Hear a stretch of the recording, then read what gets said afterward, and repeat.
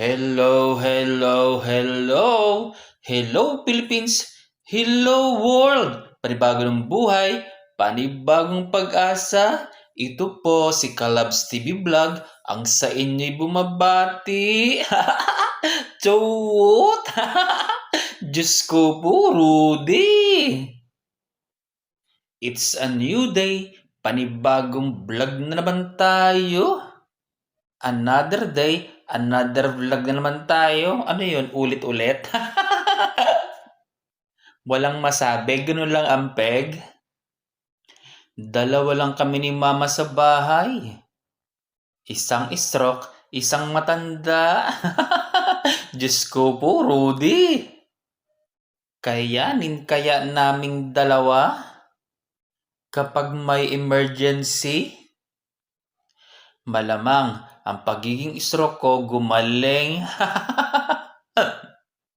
Lunchtime na kaya eto, kumakain tayo.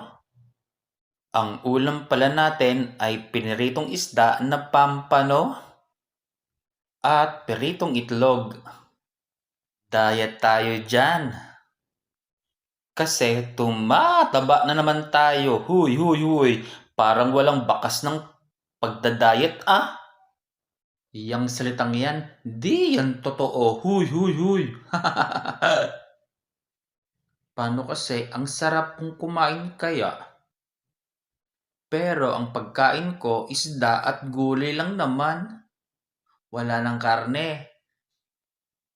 Wala ng hipon at alimango. Kasi doon po tayo na-stroke sa pagkain na yun. Kaya ngayon ayaw na.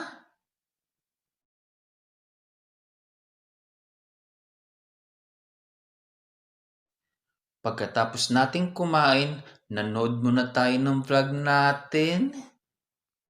Naalala ko noong hindi pa tayo stroke, nung panahon na yon, kung hindi nyo na itatanong, mahusay din tayong sumayaw. Isa sa mga hinahawakan kong subject ay MAPE, Music, Art, PE, and Health. Namimiss ko na magturo May chance pa akong magturo, sabi ng principal ko.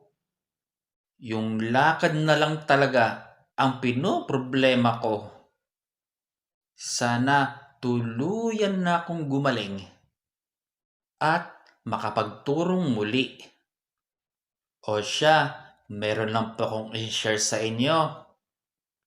Ang paksa natin sa araw na ito ay mensahe ko sa mga kapatid ko. Marami ang nagtatanong nito sa akin. Kalimitan kasi ito ang tanong nila sa akin. Sa mga nakakausap ko, kung nagtatampo daw ba ako sa kanila? A big say no. Wala akong tampo.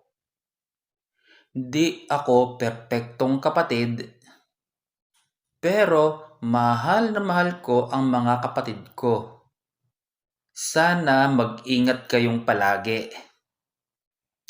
Minsan kahit may tampuhan o di pagkakaintindihan, hindi mawawala yung pagmamahal. Natural nang may asaran at kulitan.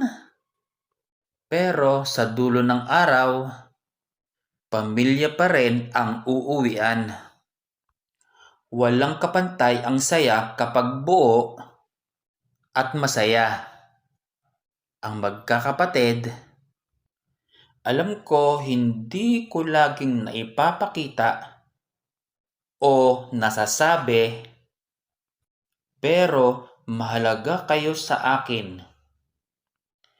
Lalo ngayong tumatanda na tayo, mas naiintindihan ko na kung gaano kahalaga ang bawat isa. Gusto ko lang kayong alagaan kahit sa simpleng paalala. Hindi man ako laging present sa lahat. Tahimik lang ako pero proud na proud ako sa inyo. Sa bawat tagumpay, hindi man madalaw, pero totoo. Kaya please, mag-ingat kayo palagi. Sa panahon ngayon, health and safety dapat ang inuuna. Walang mahalaga kundi ang kaligtasan ng mga taong mahal natin. Sa lahat ng may kapatid, yakapin niyo sila habang may pagkakataon pa. Sabi nga nila, hindi natin alam kung kailan ang huling beses na makakasama niyo sila. O siya, tapos na naman po tayo. Hanggang sa muli. Bye-bye!